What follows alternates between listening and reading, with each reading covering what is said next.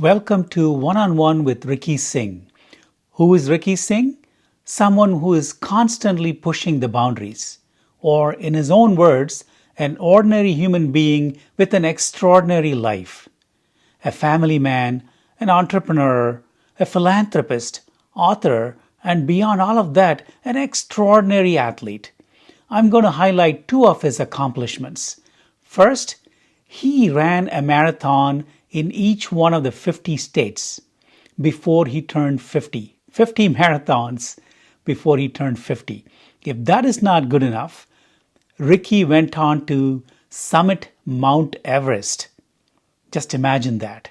And he is the only person who has done both 50 marathons in 50 states and summiting Mount Everest. Let's go have this one-on-one with Ricky Singh.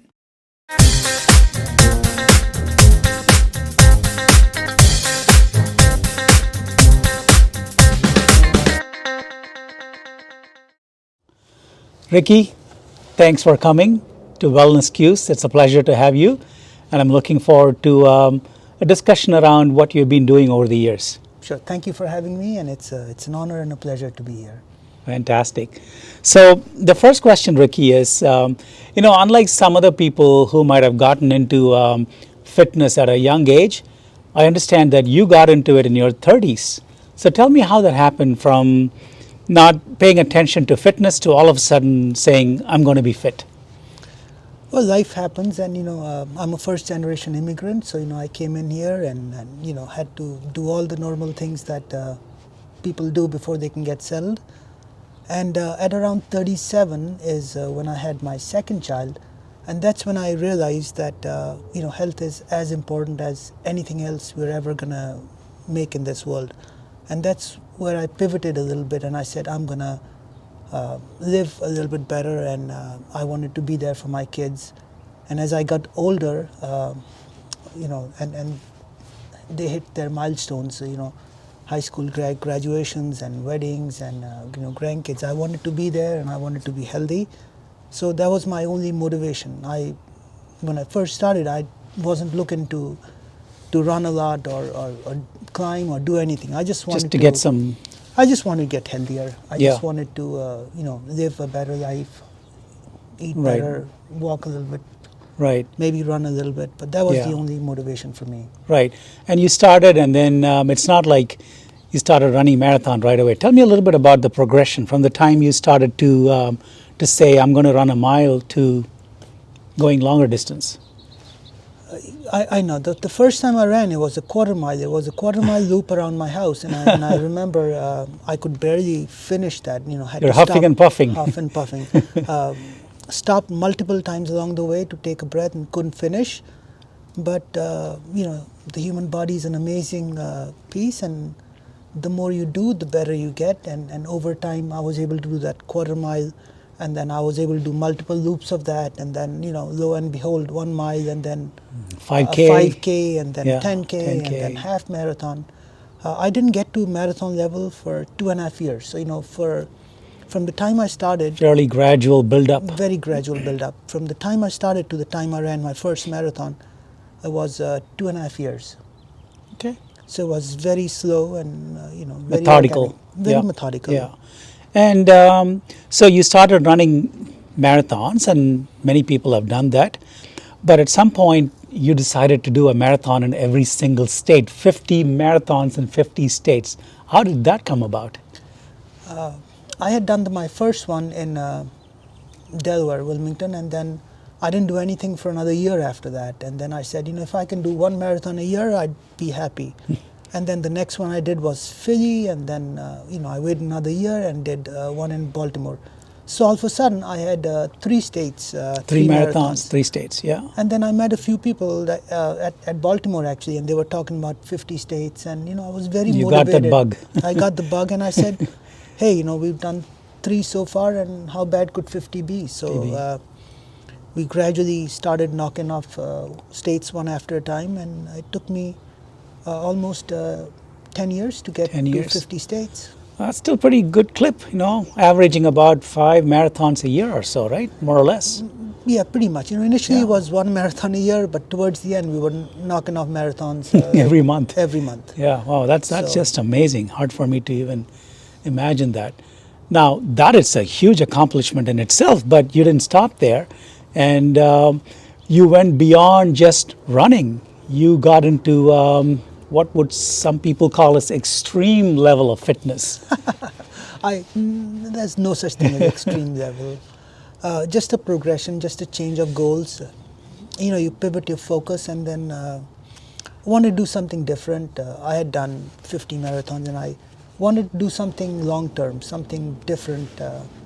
And I had always been fascinated with Everest, and I'd been reading about Everest, and I knew that with the right training, with the right application of mind, with the right tools, with the right mentorship, Yeah, the you right understood guidance. how challenging it's going to be, but you said, I'm going to do it." Yeah, there was no doubt in my mind that was very doable, and I just had to seek out the right tools, the right help, the right effort, and the right mentorship, the right guidance, the right people to help me, and there was never a doubt that we'd be able to do it. You're going to do it. And you actually did it. I That's actually did it. amazing. I mean, you are the first person from the state of Delaware to summit Mount Everest, which is pretty amazing. And Thank you. I'm guessing there are maybe several dozens of people across the country who have done it, right? Not in hundreds, but The, in any event, it's a yeah, I just want people to understand the gravity of this accomplishment. It is really rare for people to be able to summit and be alive to tell the story. well, there's lots of people that have done it. It's not, I personally don't think it's a big deal, but Having done it, you don't think that's such yeah, a big there's an deal? aura about Everest. There's something about Everest that Yeah, that beckons people. that beckons people. It's the Yeah, highest place in the world, so yeah, yeah, yeah. it's a milestone. So that is certainly a phenomenal achievement. And you're not saying, "Okay, I'm done. I'm resting on my laurels." You are doing more and more. And tell me what is coming up for you in this year that is something really exciting. Lots of exciting things planned. Not want to sit or relax, or you have to keep moving. Whatever's done is done, and as you go along, you kind of find new goals. You kind of find new things that excite you. Last couple of years, I've been really focused on this race called Badwater. Badwater, It's a yes. 135-mile race. It starts at the lowest point in the United States and it ends at the foot of the highest mountain in the continental United States. Wow. It's 135 miles in July, the hottest time of the year, and it's going to be close to 120, 130 degrees there. So it's a tough one, and some people say it's probably tougher I than cannot wrap Everest. my head around that. All the distance and the temperature and the elevation all put together. But if anybody can do it, Ricky, I think you can. I will certainly give So it my best. I definitely wish you the best on that. Now, if you reflect on your journey, how do you think it has affected you as a human being, as an individual? What has that done to your mind and body? Well, I don't know what it has done to my body, but I certainly know what it has done to my mind. It has made me more thoughtful. It has, made me more empathetic. I've realized that anyone can have a good day, a bad day, and it has certainly made me live in the now. I am more thoughtful about dealing with people. I am. It's interesting you say that this has made you to live more in the now, which is what everybody is clamoring for these days. But you actually have done it Yeah, to we bring live. yourself to live Sure. more in the now. That's pretty amazing. Yeah, we live a very sheltered life. Everything is protected. We don't have to go hunt for our food. We don't have to build our houses. We really don't have to do much. Everything is very well taken care of. And when you do these events that are a little bit tough, there's some level of pain, there's some level of suffering, and there's some level of thoughtfulness, mindfulness, meditativeness. I feel closer to God when I'm doing any of these events, for sure. Yeah. It's something that Very you get interesting. a lot of time to think. You have a lot of time to reflect, and there's something about emotion. In the olden ages, you'd hear about these saints and all these monks, and they would do these huge walks, and Right.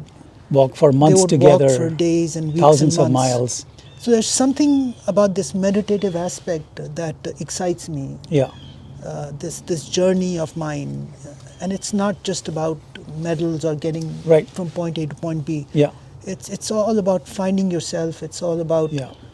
trying to get better. It's Right. all about trying It's to not find your seeking limits. validation from others, but fulfilling one's own quest. Not at all. It's nothing to do with other people, and it's everything to do with you and how your thought process works.